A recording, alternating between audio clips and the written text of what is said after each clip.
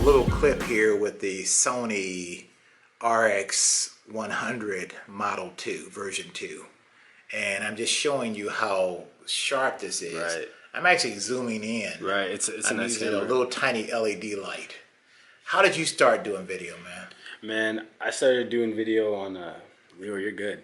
But I started doing video on like a small DV handheld camera. Well, not that small, I mean bigger than what you're shooting on, but a handheld like mini micro DV camera. Now, what is the most impressive thing to you about the equipment that's available today? Man, I think it's just being like accessible, man. I'm not a big equipment person, you know. Like I have a busted LED light, I have a kind of a rugged 7D, but it's getting cheaper. It's getting more accessible. I think that's definitely like the more exciting part. It's smaller too, so it's not as intimidating. And you know, I've noticed your work. You've been doing a lot of street portraiture. Right.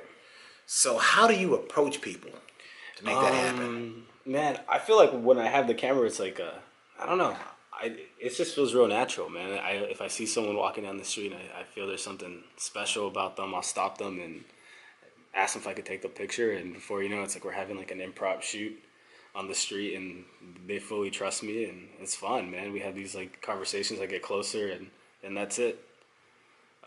Yeah, it for the most part almost always feels organic. Now, do you ever shoot any video clips when you do this? I don't, man. It's almost all photography. Okay. Yeah. So I'm thinking if you shot some video, that would take it to the next level. Because then you have the backstory. You're right. You're right. I've been trying to like include some of like the backstory of what's kind of going on with these people, but yeah, man, like that's a good point. You know, another thing you can do? Right. Do audio with your phone. Get an MP3 track so you get the street sounds and everything as you're doing it. So you could actually do a slideshow. Man, I mean, for me, like, I would be kind of like one time, like my friend videotaped it, and I saw myself, and I was like, man, like this is what I look like. So I think it's better for me not to see how I approach people because I'm so like a puppy dog. I'm like, hey, do you want to do this? Well, thing? that's me too. Yeah.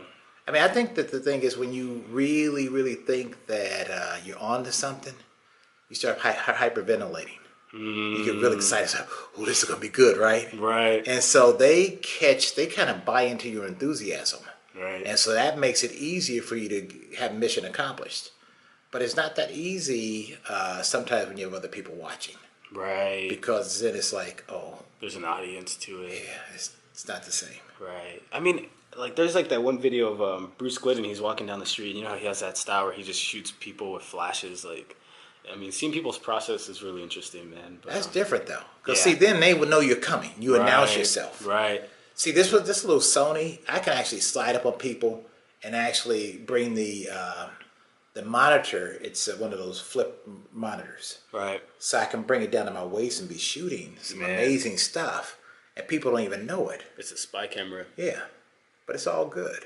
So anyway, man, I just wanted to speak to you about that amazing work I see. Thank you, Leroy. And you know, wait till you check out this video done with the Sony